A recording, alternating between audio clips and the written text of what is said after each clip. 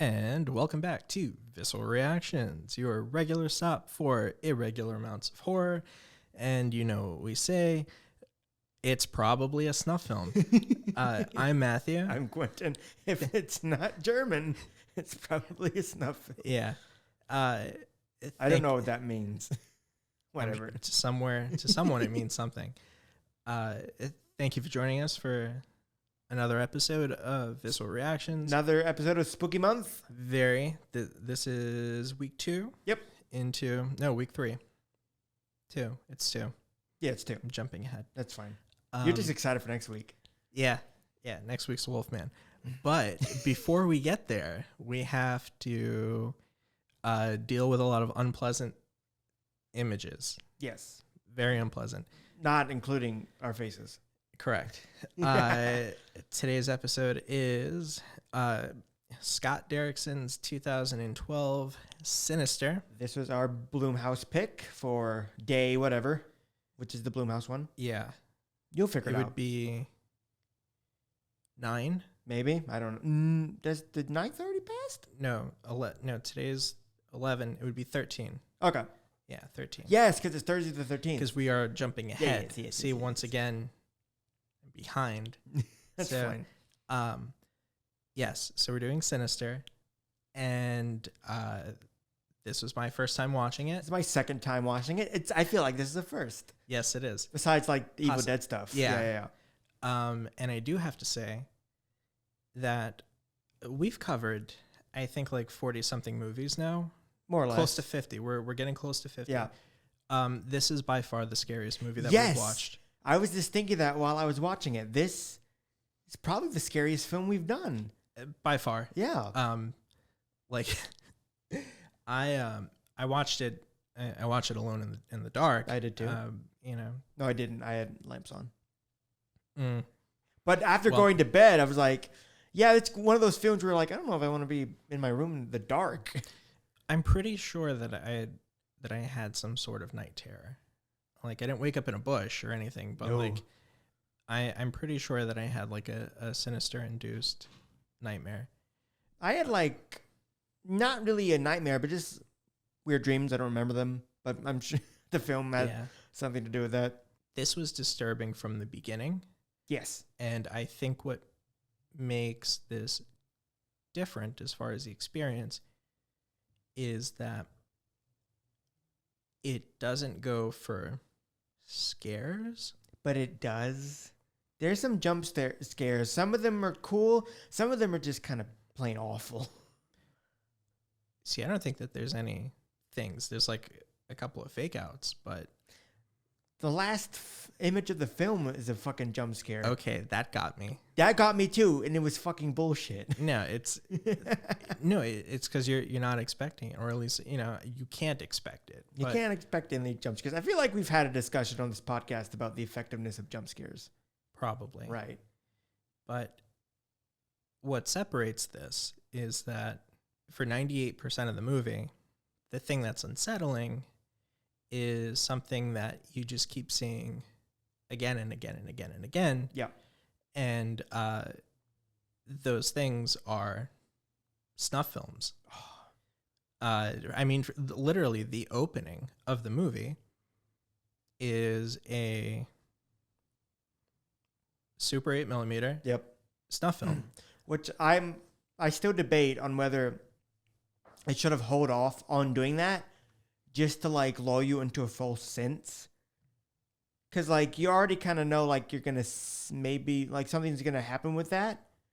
So I just wonder if they just waited until the first time. You're like, oh, this is not the film I thought I was going to watch. I thought this was just going to be a spooky ghost film. What the fuck is this? Yeah, I didn't have any expectations about any of that. So the idea of starting with 4 kids being hanged on a tree in slow motion, essentially, right off the bat, is a bold move that for me paid off because it just kept getting worse. Yes. Somehow it's able to start there and then just keep ramping up. Yeah, the 8mm films that are shown are so effective. Yeah. Because some of them are like, what am I looking at? When it first starts, I'm like, I don't know, where are we? That's the most the most unsettling thing. When some of them first start, you're like, I don't know what I'm looking at. This is creepy with just the one light source and like trying to figure it out. And the goddamn soundtrack to this film it's unbelievable. Is amazing. So what we're talking about is Ethan Hawke playing a true crime writer. Yep. Who is wildly successful in the past. 10 years ago. And that's is a long ass time. Yeah. And he's looking for his next big hit. And he moves into a house. Yes. With his wife and 2 kids. His English wife. Yeah. And unbeknownst to any of them, the book that he is writing is based on the family that was murdered in the house that they are currently moving into. Yep. The snuff film of the family being hung. That goddamn tree's right outside in the backyard. House. Limb still cut, hasn't fallen down. Yeah. Probably because no one wants to touch it. Right. But you think like a storm would just knock it over. Ellison Oswald, Ethan Hawke's character, he has the reputation of wherever he goes, he attracts a lot of attention with the local authorities, is never on their good side. Some of the books he's written ended up being not true, but ended up being wrong and kind of butchered some trials and things, what the sheriff was kind of vaguely hinting at. Yeah. One of the cases, the book helped to free someone. Yes. And that person was actually guilty, and they went to commit another murder after the case. And so that paired with his criticism of police work. Yep. Not a fan. These police departments are not a fan of him. And so as soon as the family's not even done moving the boxes off the truck, and the sheriff's like, best thing you could do is pack up and leave. And obviously he doesn't do that. And in his unpacking and putting stuff away. And just exploring. He finds a box in the attic. And this box has a film projector and a bunch of reels. Yep. And the weird thing is that he has a picture of evidence from the house of the attic, and that box was not in there. You're like, who put that there? Yep. Ethan Hawke also wants to know who put that there. He writes it in a Post-it note. He does. Who put box in attic? And he starts watching these reels, and he sees what we see at the beginning, which is this family of 4 being hanged. Yep. And he is immediately disturbed. I mean, as anyone would be. He immediately reaches for the bottle. Yeah. So whatever his process is, we are to understand that this process gets ramped up by 1,000-fold. It's just sped up to an extent that he's never experienced before, because his wife says you don't usually drink this early, or it's hinted that with his job, the drinking comes because he's in the shit. Yeah. But not this quickly. Yeah. And not just as a human being, but as a father and a husband, seeing families on this reel being killed, knowing that tree is in the backyard. Yep. Deeply unsettling. They're sleeping in the bedrooms where the family slept. Yeah. We go through this entire detective story of where did these reels come from? How are they connected? Because they have different years written on them. Yep. Each close to a decade apart from the next. And we don't see them all at once. And even when we do see a new one, we don't see all of it. Like you were saying, like we see bits and pieces. Yep. And it's like we are gradually easing into something that we are not capable of understanding. Or of even wanting to understand. Yes. And at least for like the majority, what felt like the majority of the movie, I was of the belief that this was just a really disturbing true crime story. The ghost aspect of it made it even more terrifying. Yes. And because not only do you have like when an occultic serial murders happening, it's a good old fashioned haunted house story too. Yeah. And it has a lot of different elements to it. Yeah, all these different elements. And we eventually get to a point where we know that there are these symbols that are left behind. Yep. That are an indication, thanks to Professor Vincent D'Onofrio. Fucking uncredited. Yeah. He goes uncredited. Because he's just a face on a screen. I know, but it's fucking Vincent D'Onofrio. Even at 2012, he is a name. Yeah. That he is a professor of who deals with crimes, which is a very specific degree. I guess so. The 70s were a big time for him. I guess so. Oh, yeah. Yeah. And he tells him like, this symbol has popped up numerous places and that this is an indication of a cult that is linked / related to Bagul. I think it's Boggle. I think it's Bagul. Bagul? It's got the 2 U's, so it's Bagul. Regardless, he doesn't exist, which is very unfortunate because it would be really cool if he did. Oh, like the actual deity demon, isn't a real deity? No. Okay. It's like inspired by. Right. You know?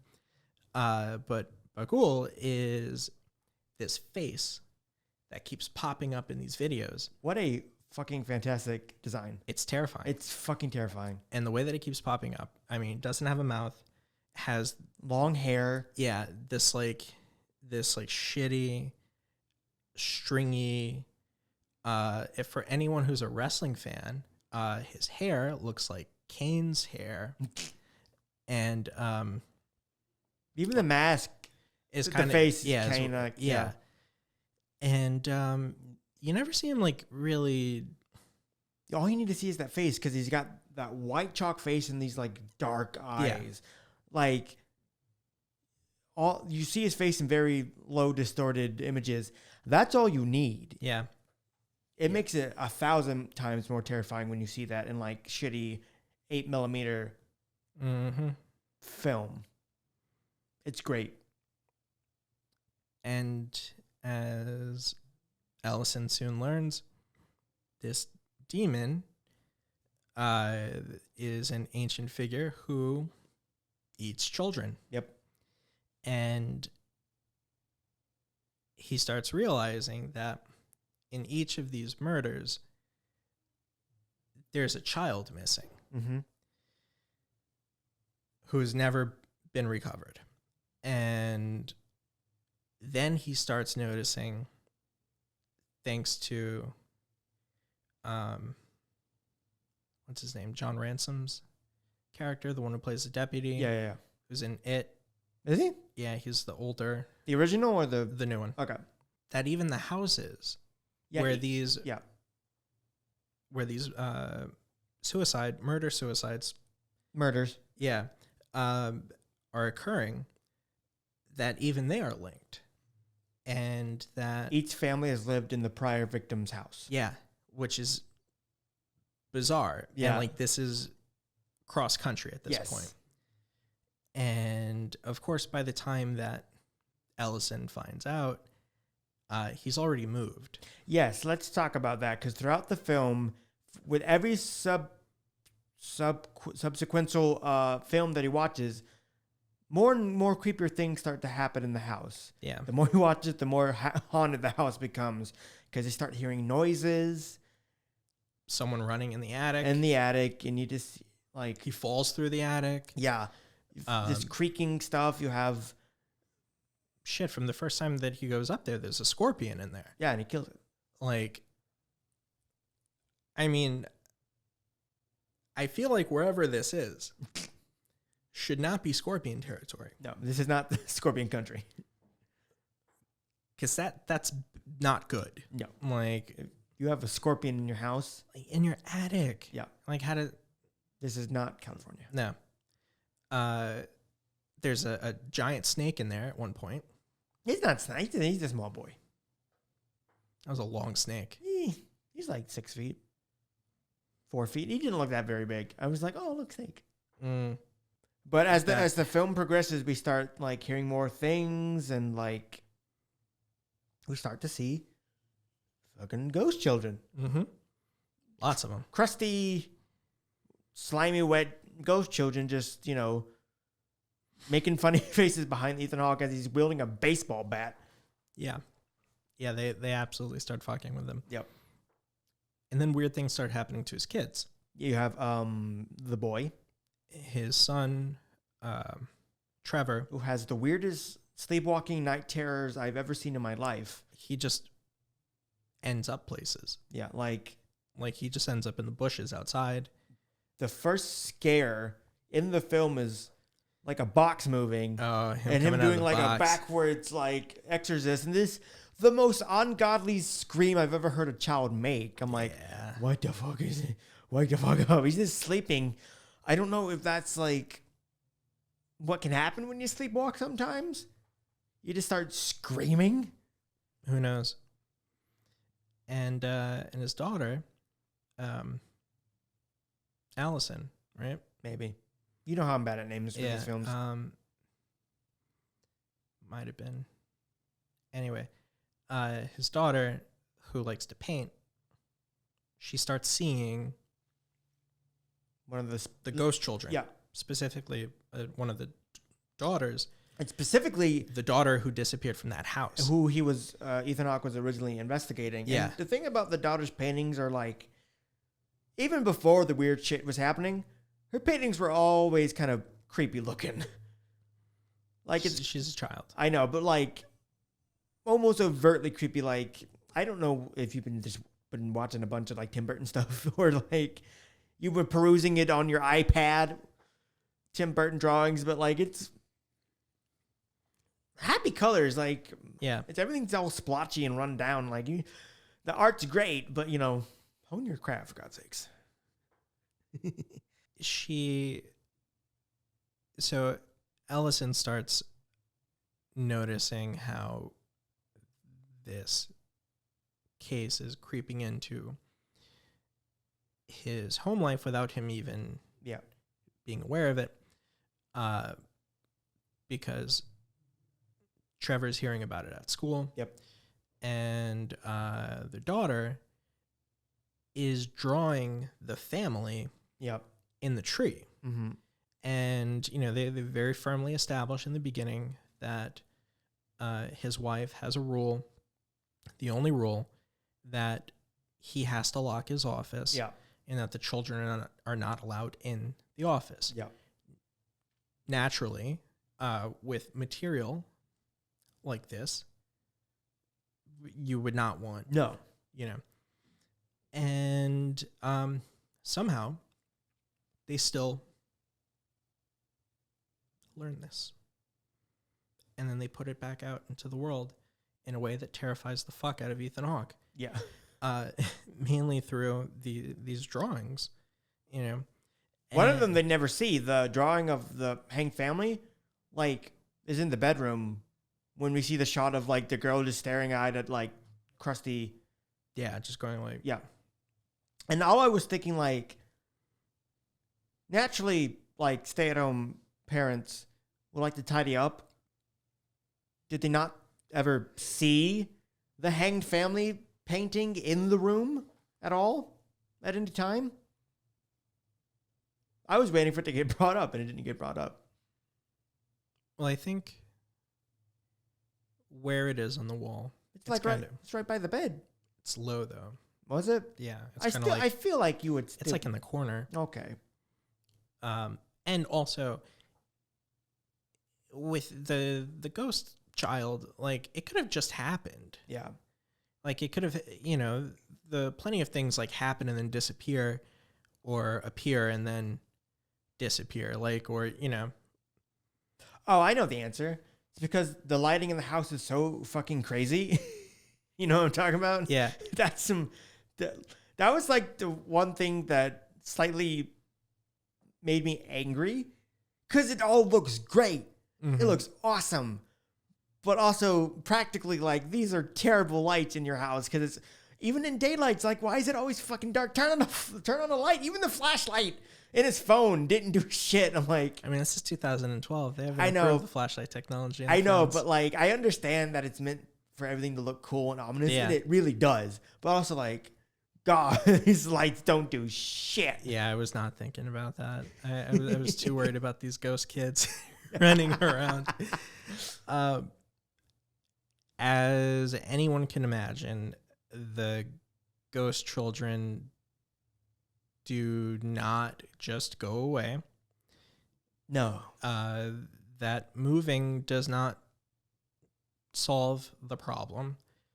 Well, it was at that point where just things were just starting to get so crazy, because Yeah. he's like, I'm gonna put the projector and stuff in the box.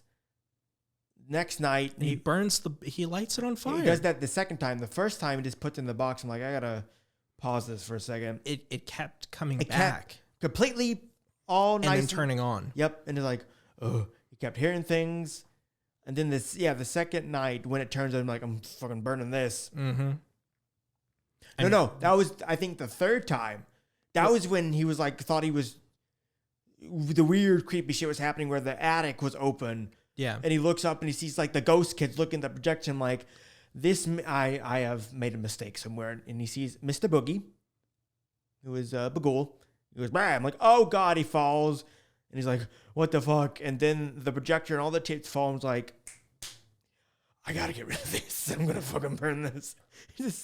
And even that is after the first time he sees Mr. Boogie, the film lights on fire. Yep. It catches on fire. And he goes through this whole process of trying to splice together the film to try to find him again, because And he doesn't, because it was it's too apparent. blurry. Yeah. And I don't know when the last time in the past like 30 something years, maybe more, that there was a movie that showed the process of Yeah. putting together Which is really a fascinating. projector Yeah. like this. I'm surprised he got it right the first time. Though I'm thinking in my head, he had a YouTube video on his iPhone to be like, how do I set up a projector, and like got it going. He's also older. Yeah. Like, But like, even as a kid, I don't think his family had a projector system.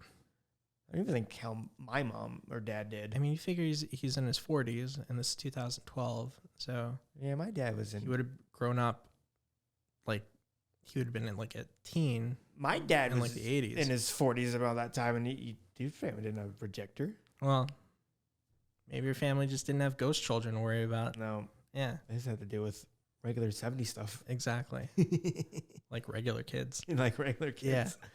What were we saying? Yeah, so the projector keeps like being destroyed. The film keeps being destroyed. Only that like, one, though.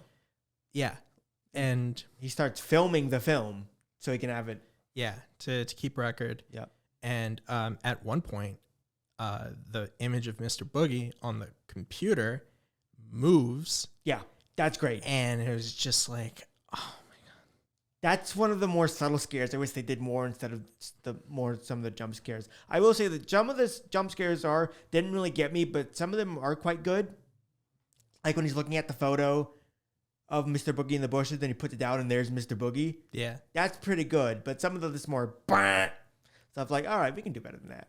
Yeah. But like that turn of the face, fucking fantastic. Now I have a question for you. Which part do you think it's when like Mr. Boogie has officially been awakened? When the head moves or when the film burns? I think it's when the film burns. Because it's the first proper like look at Mr. Boogie like, what the fuck is that? Then immediately burns. Like, all right, it's like the seal is broken. He's out in the open. There's nothing you can do now. Yeah.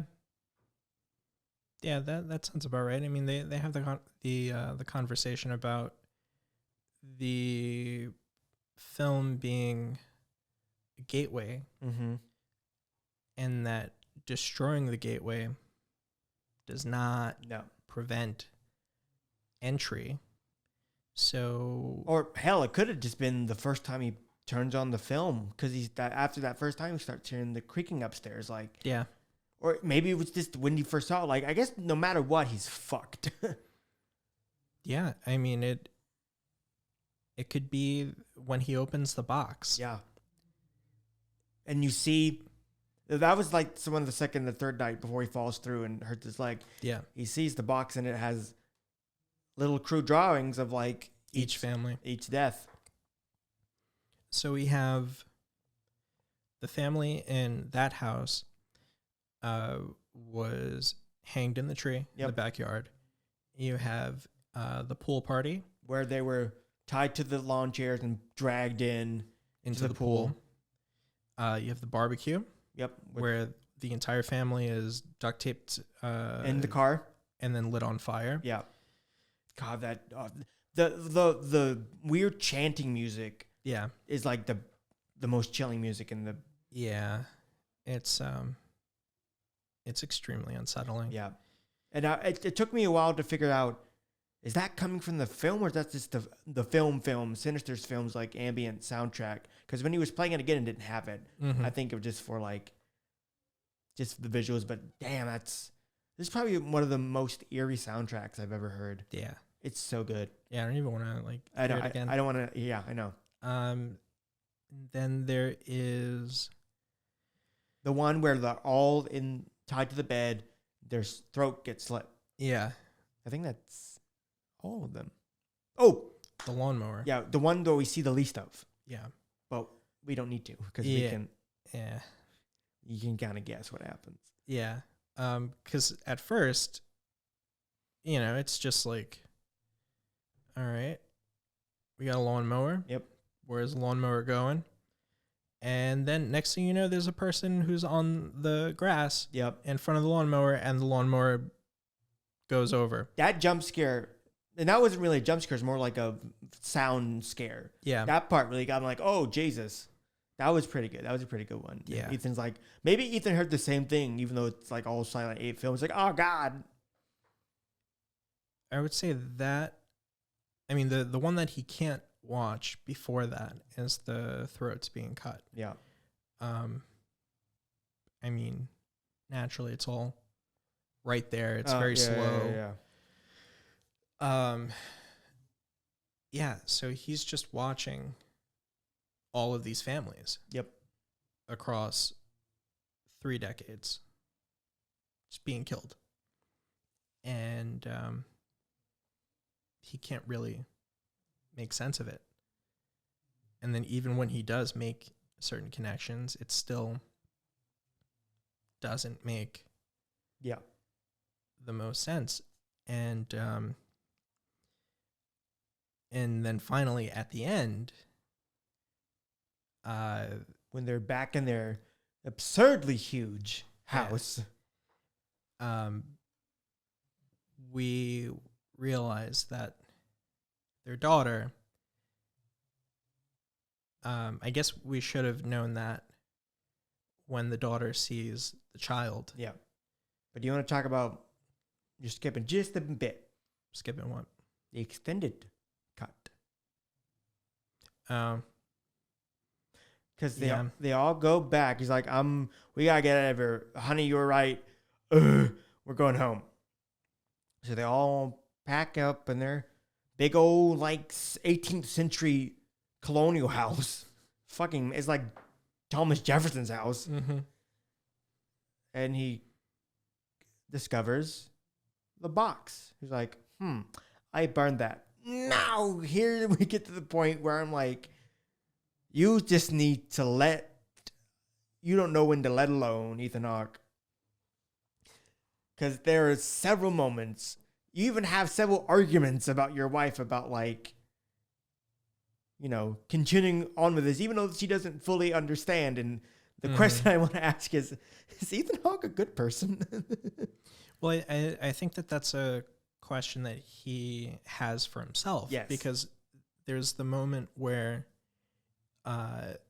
so one of the driving conflicts in the film is that him and his wife are at odds because she is acting with the best interests of the entire family. Yes. And she questions whether he is doing the same. Right. Even though he says that what he is doing is for the family.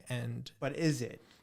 And that's what, you know, and he keeps saying that, like, the money that this would bring would mean that they would never have to worry. And he even watches that old interview.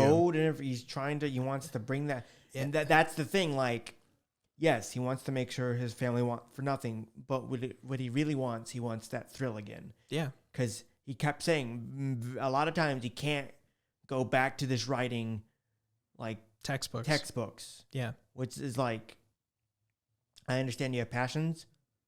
We all have passions. That's great. But, like, it was that there is just that twinge of not vague, just overt selfishness that he also has. Because he's like, I need this. I need this more than anything. Yeah. This matters to me. He almost says, like, this matters to me more than the family. Well, he kind of does say that. Yeah. And she calls him out on it because he says that writing is his reason to live. Yeah. And she's taken aback by that. She's Really? like, wait. You married me. You have like, kids. we have, like, you have a family. Yeah. Like, we should be your reason. And he quickly is like, no, that's not what I meant. There, in his way of articulating why he needs to do this and what he needs to do, a lot of it very much sounds like someone who has an addiction would talk about. I just need, like, especially, like, he sounds like a gambler. Yeah, because he's like, I just need one more. Like, just give me one more chance. Kentucky Blood, I think, was his first book. And he talked about he's had several after that didn't do as well. Yeah. So the Kentucky Blood was like... That's his big one. That was like the lightning in the bottle. And he's tried to do it again. He's tried to replicate that success. And it hasn't really worked. Just like, I need that fix. I need to know what it feels like to be someone. Mm-hmm. And part of what makes this not just interesting, but really good is that this character of Ellison is so thoroughly written that we can see moments where he genuinely puts his family first. And then there are these moments where, not even to his acknowledgement, that he's thinking only about himself. And, like, when he watches that interview, that old talk show interview, and the guy asks him, you know, what are you doing this for? Like, what do you want the most out of this? Like, do you want the fame and the money, or you want the justice? Yeah. And he jokingly says, oh, of course, the money. Yeah. But then he says justice, and then he goes on, you know, speaking very idealistically. And then you have, like, this look from Ethan Hawke, this almost melancholy look where he's like... He doesn't believe it. Not anymore. He's like... Yeah. Like, he could see... Like, he sat at himself and was like, I know what I'm thinking is wrong, but, like, that's what I want. And I hate myself for it, but it's what I need. Well, I think there's the sense of disgust in that he knew even then Right. that that's what he wanted. Right. Because, like, he can see in his reaction that what he's saying is bullshit. Yeah. Like, of course he wants the money. I mean, you know, because the question was, what would you rather have your book be #1 on the New York Times bestseller or to make a difference? Yeah. You know, and I mean, you can't pay the bills with making a difference, and that's part of the conflict in the film itself, and also part of this conflict that I really wanted to talk about, which I guess really quick, Ethan Hawke and his family get killed. Yes. So the ending is the box comes back, and instead of like blowing his brains out because he's like, oh, I can't get rid of it. He's like, ooh, extended cut. So he, for some reason, like, I guess he's like, I gotta know to the end. Ghost box, Mr. Babadook, Mr. Boogie. All right, give it to me. He splices the final cut, and it shows that for every family of missing kid, the kid killed the family. In surprise twist, he's like, oh, I'm not feeling so good. His coffee's drugged. Turns out that little, what's her name? I think it was Allison. Okay, Allison has drugged the family and sees the one. She's the one who's gonna do it. Yep. Picks up an axe. It's gonna make you. I'm gonna make you famous, Dad. Has a little camcorder, and we never see it, but we see like the aftermath. Yeah. The blood everywhere. Yep. The other children are like ushering her into filmland. Yeah, and Mr. Boogie himself accompanies her into the camera, and so once again the cycle is perpetuated that their daughter filmed herself butchering her mom and dad and brother into pieces. We watch her draw the little doodle on the inside of the box. Yep. And now they're part of the lore. And then we get the jump scare I hate. Man. Oof. That was not okay. Like it was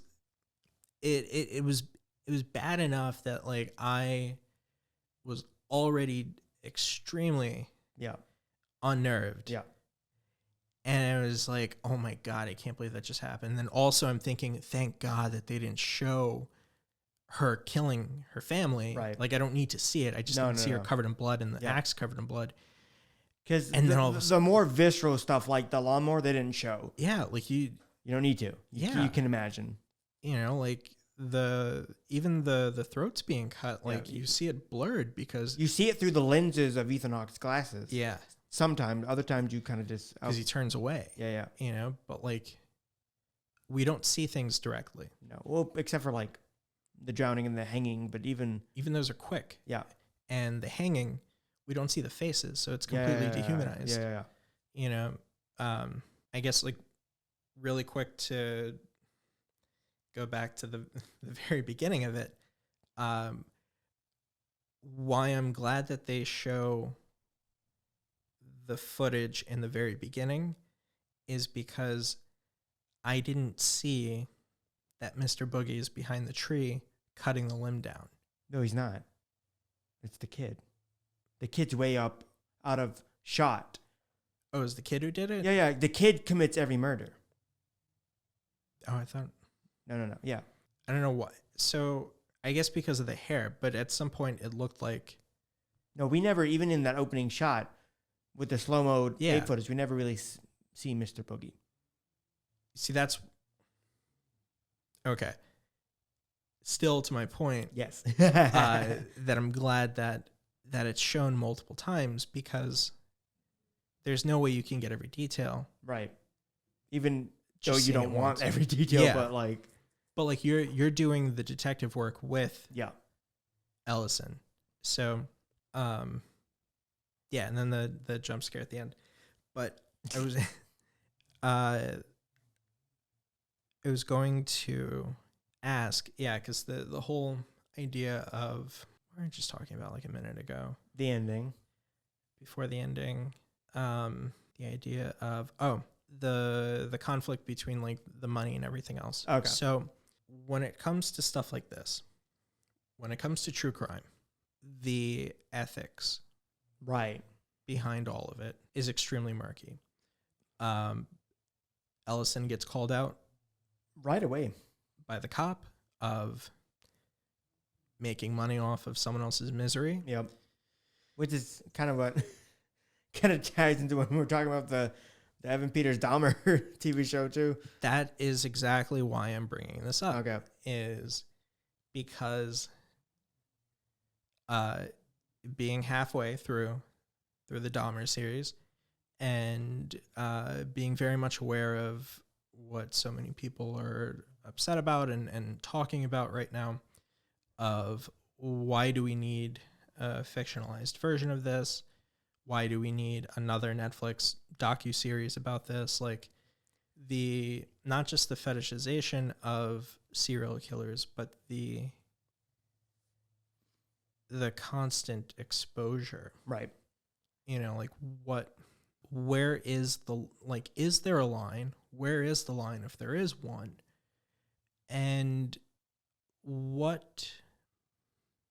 to what degree is there a sense of obligation to either show these things and make sure that these are histories, even personal histories, that are never lost, or moral obligation to respect the suffering of everyone affected by it and kind of leaving it alone?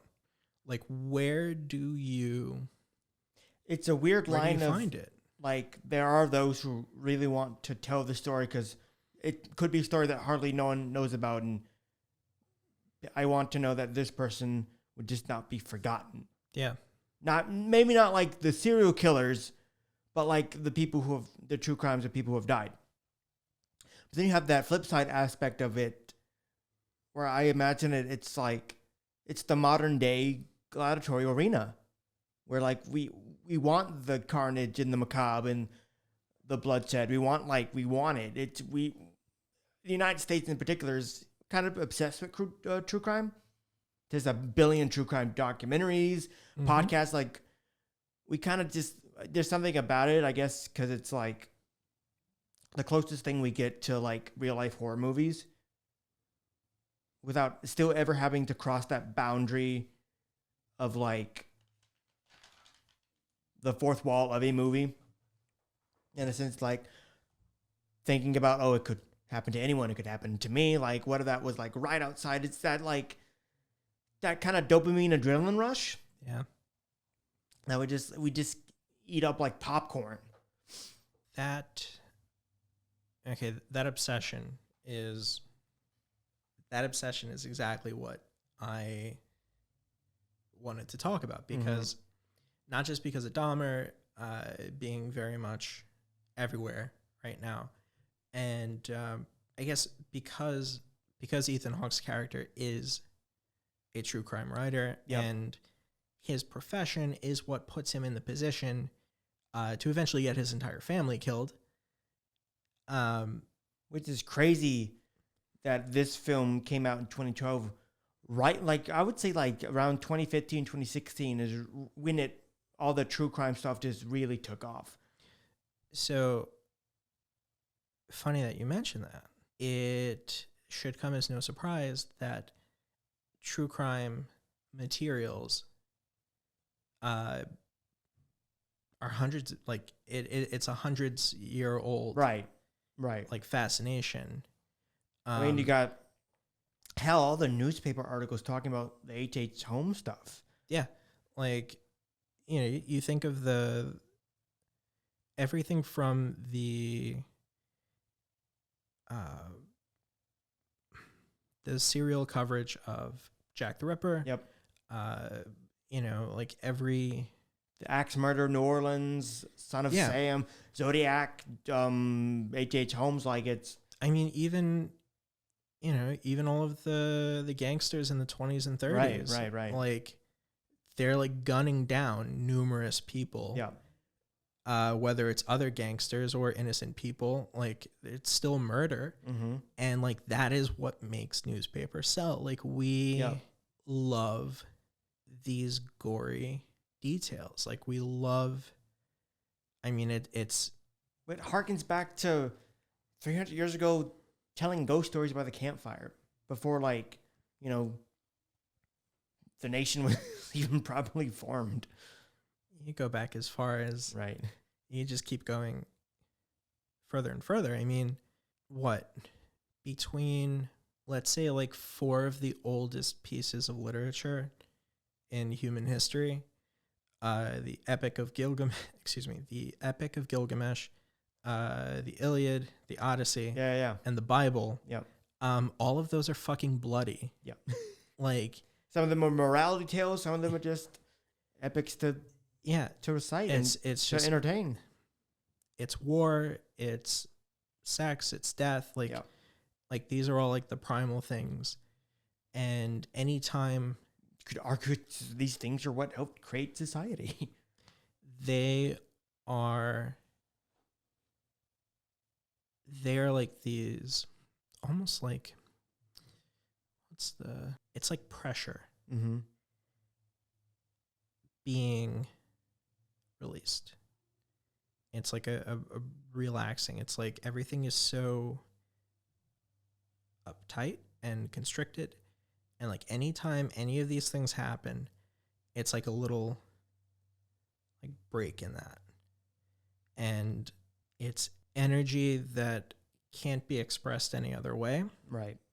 And so it's expressed violently. And when we see that, I mean, it's a spectacle. It's like fascinating because in the norm, none of us would ever experience it. So to kind of live through it secondhand is like I said, a thrill, a rush.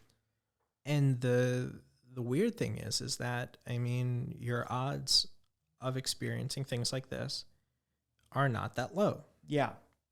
The odds of you committing any of these things is not zero. Like not exactly high, but it's you know, it's the idea that we all have the ability, we all have the capability, I should say, to do all of these terrible things. And when someone does do it, it's partly a reminder that you are capable of it. Right. And it's also a reminder that this thing that you think of as an aberration is actually normal. Like it's one of the most normal things there possibly is. Like it's one of the most normal things that can possibly exist. Like someone being murdered is not... It's not anything new. Not only is it not new, but it's extremely fucking common. I mean, what? It happens like every 15 seconds or something? Like, it's ridiculous. But that's how often these terrible things happen. But the difference is, and I think this is something that Sinister is getting at, is that it's easy to accept things as statistics, right? Or to accept things as words on a page or as fiction, you know? Like it's one thing for me to watch Dahmer and be disgusted by that.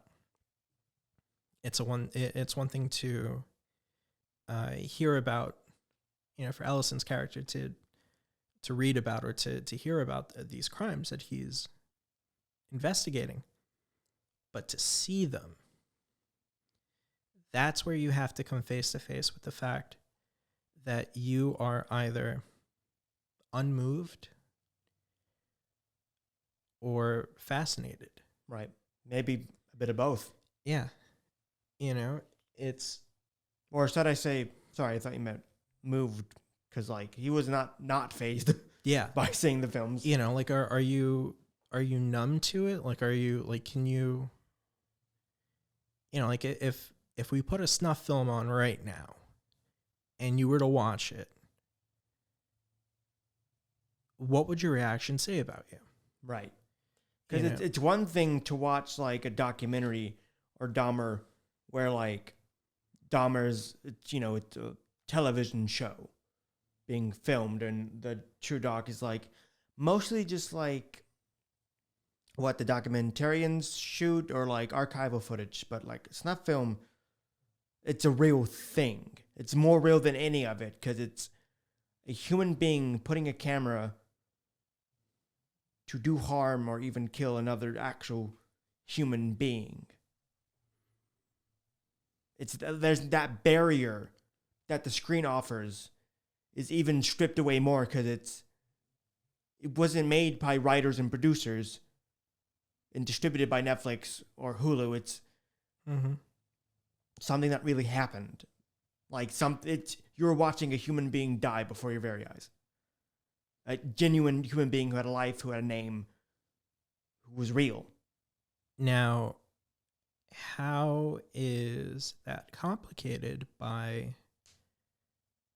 the fact that sometimes that line is blurred?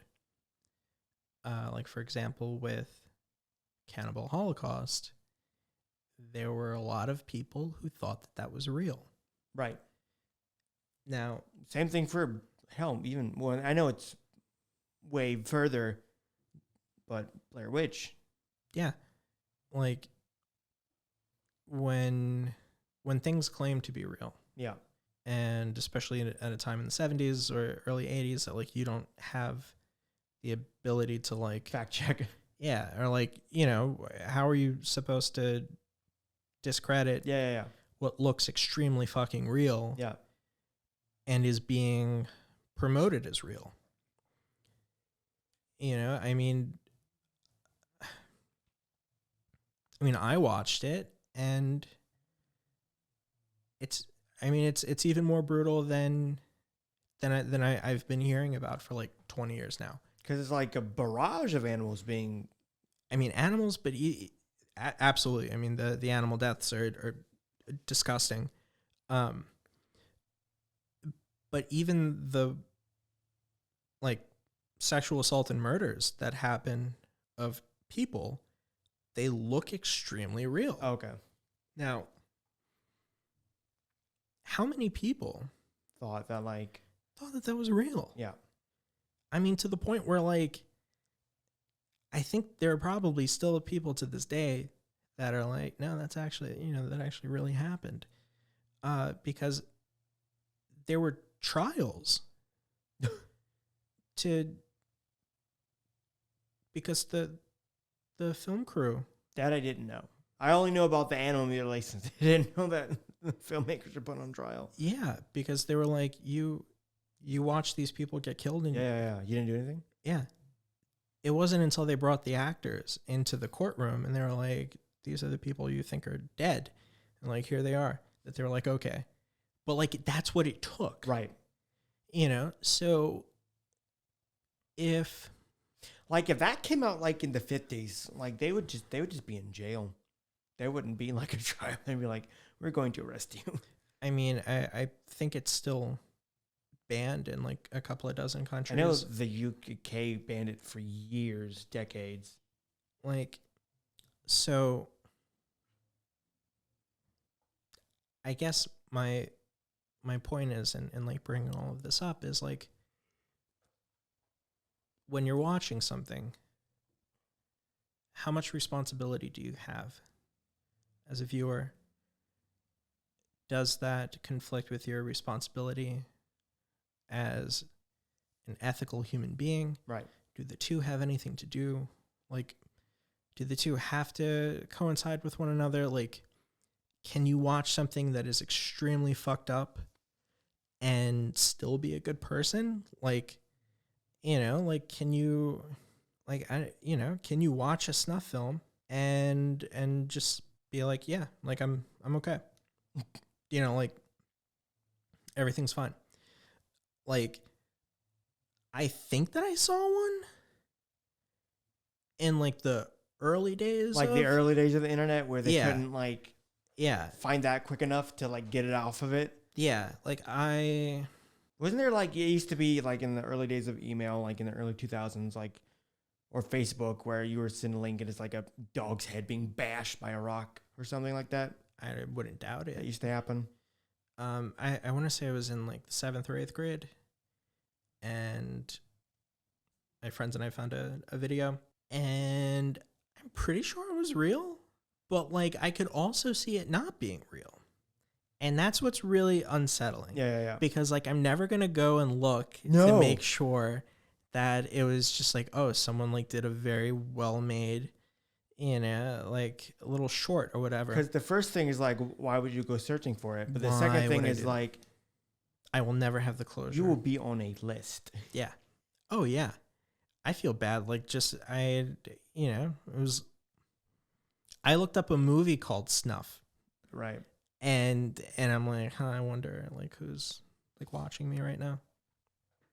But it's as the spectator, as the viewer of all of these things, when it's something terrible and you kind of, I don't know what's worse, is like the feeling that you kind of enjoy it or that it really doesn't do anything to you. Like I think that's always one of the more fascinating things about reading any true crime material, or even like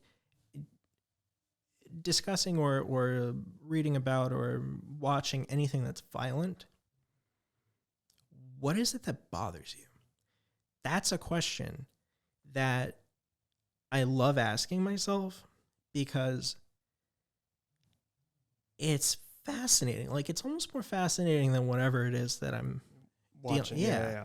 Because it's then it opens up Pandora's box. It's like, okay, that disturbs you or it doesn't. Why? Yeah. And what does that say about you? And I wonder what it says to me, because I'm trying to think like, what does disturb me? And like, for me, it's just a drawing like a blank, even though there has to be something on this earth that disturbs me, but I can't like think of it. I'm like, what does that say about me? Or am I just not focused right now? Like, who knows? But it's something to think about. Right. It's all too easy to just consume all of this stuff in an uncritical manner, because that's when, I don't know, I think that's when like the brain rot sets in. Like I think that's when you're just a passive sponge. I'm just thinking about the sponge in Hotel Transylvania right now. But does that depend on like anything or like the movie? Because like if you're laughing like, yeah, when you're like watching Jason just hack a bunch of teens in comparison to like this, like, yeah, are you the sicko for like enjoying teens getting slaughtered in an 80s slasher film? That is a reasonable question. Like you were saying, like there are these barriers that can protect you from like moral ambiguity. Yeah. Like, okay, knowing the footage that Ellison is watching, real for him. Yeah. Not real for us. But we see his reaction, and what we're seeing in the footage is still disturbing. Yeah. Real or not. And even though we know that we're watching a movie, we have his emotional reaction to play off of our emotional reaction. Yeah. Or vice versa. And suddenly we're affected by it a little bit more. Yeah. Like this is a man who has written numerous grisly true crime books. And yet when that knife goes across a kid's throat, he turns away. It's one thing to hear about, like I was saying earlier, to hear about police reports or see pictures or interview people. It's another thing to watch a real thing happen to a real person right before your very eyes. It's the motion. And I think we've talked about that before, possibly, that it is the actual action that makes something real. Yeah.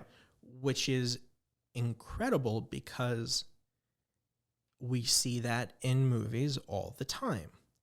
And yet we can look at the photograph of, I think Eddie Adams was the photographer from Vietnam. It's a Viet Cong about to be executed. No, I did not see and that. there's a gun just up to his head, and he's just like kneeling down on the ground. And like, you know, that the second after that photograph was taken, like that man's brains were blown out. And it's like, that is like, that's real. Right. That is real life. And that's a photograph that is very easy to find. Or, you know, like even the falling man. Yeah. You know, it's like that, like that is a person who's dying, tumbling. Yeah, right before our eyes. I've only seen that picture once in like a comm class, but I never go searching for it because like that I'm watching that person die. Yeah. Even though it's an image from 21 years ago, it's just the feeling of like, no, that's not from a TV show or film. Mm-hmm. That is an actual human being falling to their death. Yeah.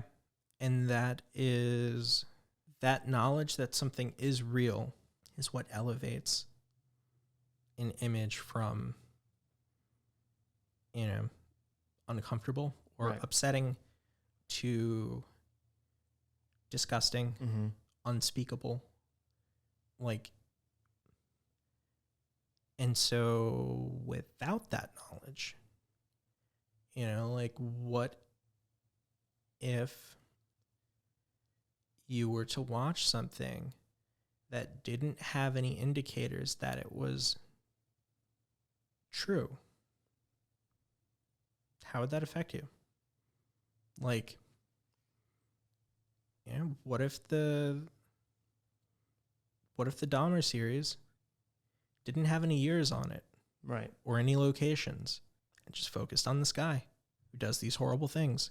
Like, how differently would you consume that? Like, you know, because you know that it's real, or that you're told that it's real, you suddenly go about it in a completely different way. Right.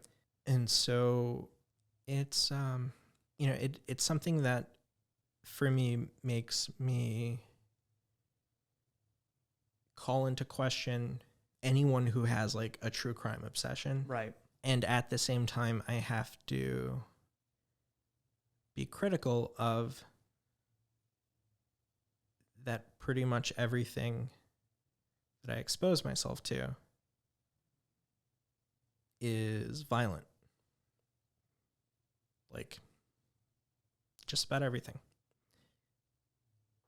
And like, what does that say? Like, how can I say that I am somehow not affected, whereas everyone else is completely changed, right, by all of this? Like, I don't know. There's also people who are like almost on the complete opposite spectrum, of like, what that Dahmer show's crazy, man. Or just like absorbing it as like almost entertainment, despite the fact it happened. And I'm of a weird thing because, like, did you watch that Ted Bundy tapes when it came on Netflix? No. I did. Because, like, I vaguely knew about Ted Bundy, but I didn't really know, like, what his thing was. So it was more of an interest of knowing what had taken place and what had happened. It's fascinating to see, like, this charismatic, you know, good-looking man be just an absolute monster and people like be fooled by it. But then you have like that Zac Efron Ted Bundy film that came out a few years earlier. And that I didn't watch because I think that's the line for me. Like, I think for me, I don't watch a lot of true crime. I will watch it here and there. Like I've watched Something Genius, Deadly Genius, Evil Genius that was on Netflix, and I've watched that, and it was more of like I'm fascinated because I want to know what this is about and what took place, not for like a morbid reason. Well, I guess it kind of technically is, but more of just to know about this story. But I don't really have any interest in watching really the Ted Bundy movie or the Dahmer show with Evan Peters, because now it's kind of taking it to an extreme of like, we are going to create a semi-biographical but also heavily fictionalized chain of events of like this person's like being a serial killer, and that's where I cross the line, because that's the point where they're bastardizing real trauma and kind of fantasizing it and fetishizing it to be a thing for entertainment.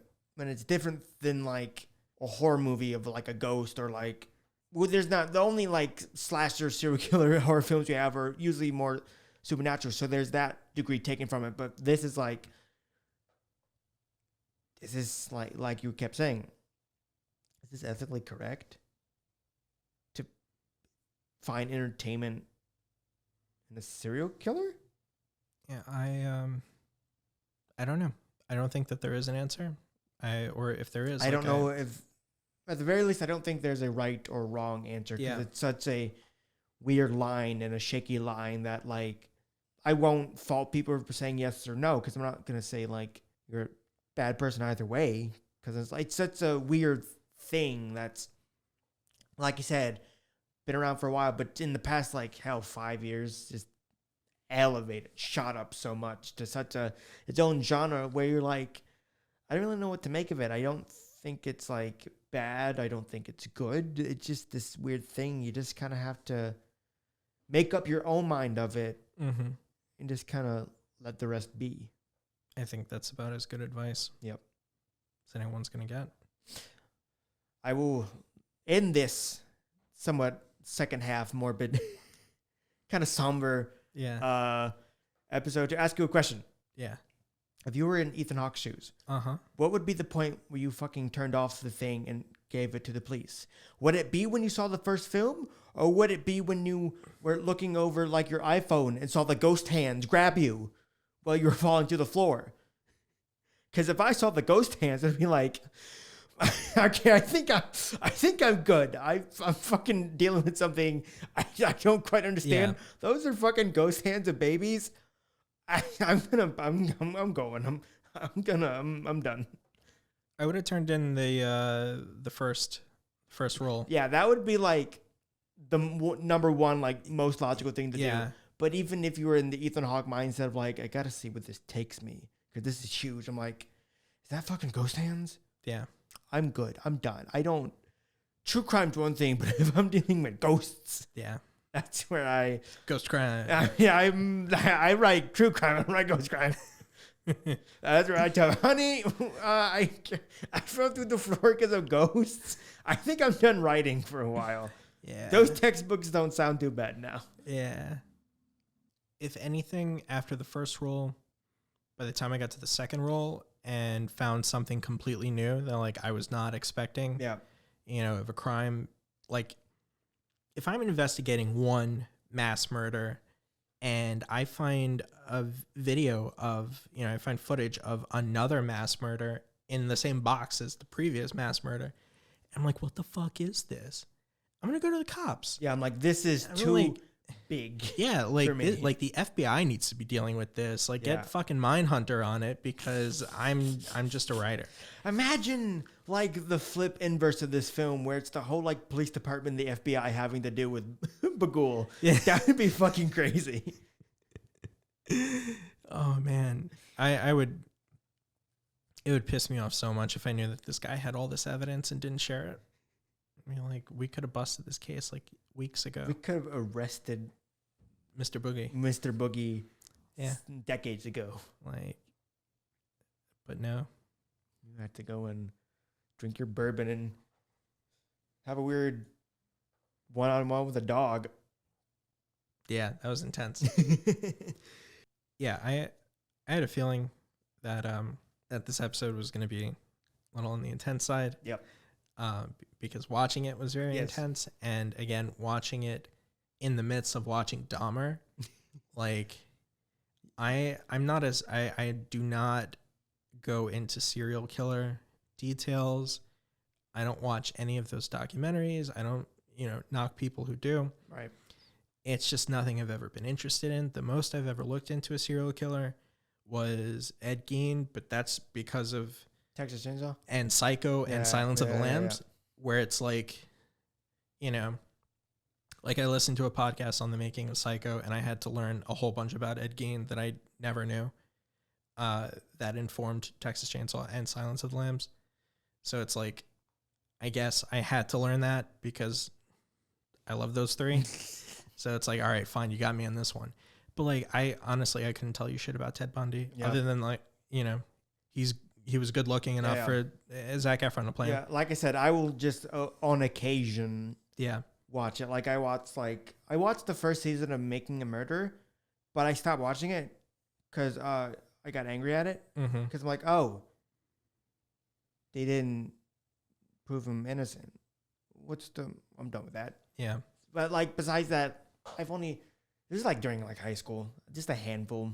I am somewhat fascinated, but I don't really like go seeking it. Yeah. Even though I kind of want to, but I'm like, I'm not in any rush or like, I wouldn't be upset if I like miss out on all of it. And I think this is where it's great for something like Mindhunter to come in, because that's a buffer. Yeah. Then that's in between. Because for me, and I'm sure probably for you and probably for a lot of people, the interest is in people who are interested in these serial killers. Yeah. Like you're fascinated by the process of finding and figuring out, but not about what really happens. Like they are almost they almost don't matter. Like once all of the evidence is compiled, then it's just like, what, like how do you solve things? Mm-hmm. It's the detective aspect. It's the fascination with obsession. Yeah. As opposed to the fascination with like morbid delights, like the gruesome stuff in Hannibal is not the most interesting stuff about Hannibal. No, the interesting stuff about Hannibal is Will Graham. Yeah. Hannibal. Yeah. Like that relationship. Yeah. All of the relationships. Yeah. Like, the serial killer of the week is not like, it's cool. Yeah. But I'm like, I want to see what, but you want to know like, how's Hannibal going to fuck with Jack this week? Yeah. How is Hannibal going to, manipulate Will? And not like, where's the person who turns people into mushrooms? Oh God, forgot about that one. Yeah, that was a bad one.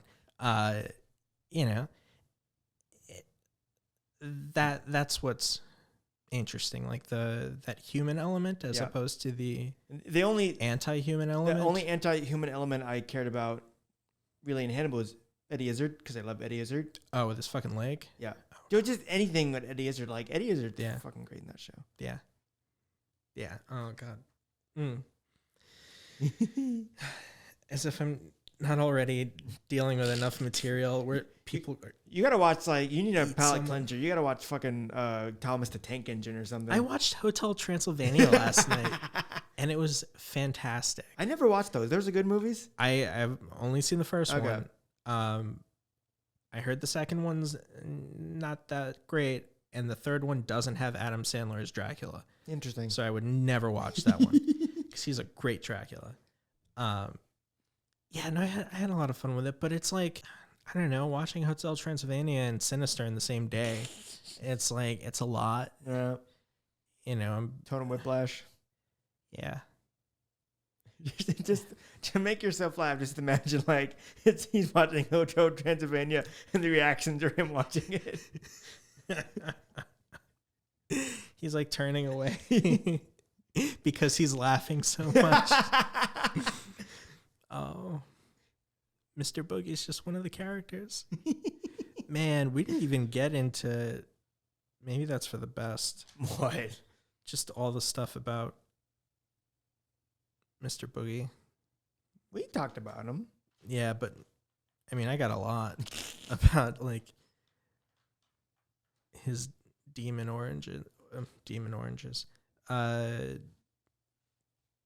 origins. Oh, okay. Or like deity, you know. It's fine. Yeah. He's not real. No, okay. Boggle's not real. He's pretty much based on Moloch, who also ate children. Bagul isn't real, but Boggle's real. Oh, Boggle's the game. Yeah. Well, that game's never going to be the same anymore. Like, all right, whoever doesn't roll this roll, you're going to get put into the Ghost Children world. You're going to be the next star of my snuff film. Yeah. No pressure. No pressure. Oh, man.